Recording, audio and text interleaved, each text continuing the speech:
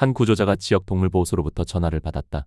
보호소에 도착했을 때 그녀를 기다리고 있던 건 그녀가 구조 활동을 하며 본 것 중 가장 심각하게 방치된 강아지였다.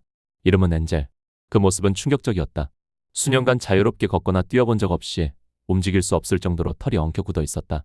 다리 근육은 거의 사라졌고 몸은 마르고 야위어 뼈마디가 드러나 있었다. 눈에는 깊은 피로와 두려움이 동시에 깃들어 있었다. 엔젤의 털은 마치 단단한 갑옷처럼 몸을 감싸고 있었고 그 속에는 오랫동안 씻기지 못해 굳어버린 오염물과 악취가 배어 있었다. 겉에서 보기엔 단순히 털이 긴 강아지처럼 보일 수도 있었지만 가까이 다가가면 숨이 막힐 정도로 찌든 냄새가 풍겨왔다. 보호소 수의료팀이 이미 일부 털을 제거해 놓았지만 남은 부분은 훨씬 더 섬세하고 전문적인 손길이 필요했다. 일반적인 미용이 아니라 피부와 털이 하나로 엉겨붙은 상태를 조심스럽게 분리하는 작업이었다. 장갑 대신 맨손을 선택한 이유는 단 하나였다. 피부를 직접 느끼며 혹시라도 날이 피부를 스치지 않도록 하기 위해서다. 첫 번째 클리퍼 소리가 울리자 대부분의 개들이라면 움찔하며 몸을 피했을 테지만 엔젤은 가만히 있었다. 마치 그동안 수많은 고통을 겪으며 이제는 그 어떤 낯선 기계음도 두렵지 않은 듯 보였다. 엉킨 털 사이에는 공기조차 통하지 않아 피부는 습기와 세균에 약해져 있었다.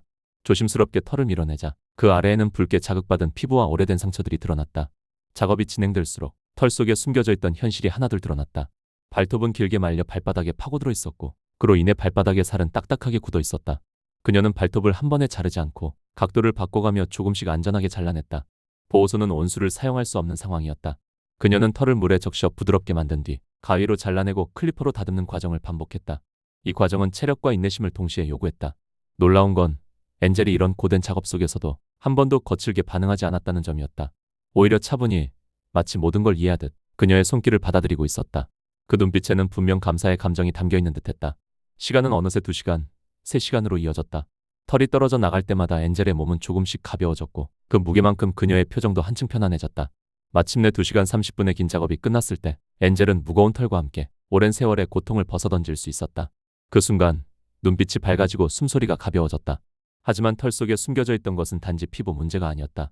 이후 진행된 수의사 검진에서 엔젤은 치주질환, 눈궤양, 귀염증, 피부질환, 유선종양 등 여러 가지 건강 문제를 안고 있음이 확인됐다. 그런 상태는 하루나 이틀 만에 생길 수 있는 것이 아니었다. 분명 오랜 기간 방치된 결과였다. 며칠 뒤 보호소에서 도착한 영상 속 엔젤은 기적처럼 스스로 다리를 움직이며 천천히 걸음을 내딛고 있었다. 아직은 서툴고 불안정했지만 그 한 걸음 한 걸음이 곧 자유와 회복을 향한 시작이었다. 엔젤의 이야기는 단순한 구조 기록이 아니다. 오랫동안 방치된 생명이 다시 세상과 마주하는 순간, 그리고 그 첫걸음이 얼마나 소중한지를 보여주는 증거다. 그날의 현장을 지켜본 모든 이들은 그 장면을 오래도록 잊지 못할 것이다.